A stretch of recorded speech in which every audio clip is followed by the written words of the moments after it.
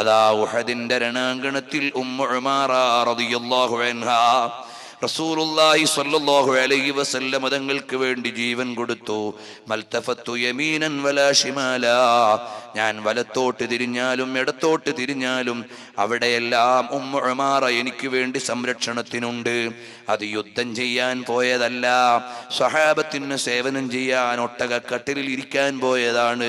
പക്ഷേ നബി തങ്ങൾ ഒറ്റപ്പെട്ടെന്നറിഞ്ഞപ്പോൾ എല്ലാം ഒഴിവാക്കി ചടിയിറങ്ങിയതാണ്.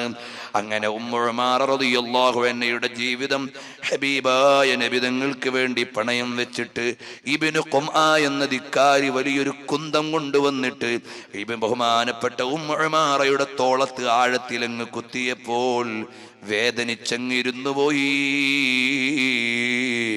അപ്പൊ നബി തങ്ങൾ ഉമ്മു ഉമാറയുടെ മകനോട് പറഞ്ഞു, മോനെ ഉമ്മാക്ക് വേണ്ട സേവനം ചെയ്തു കൊടുക്കണം.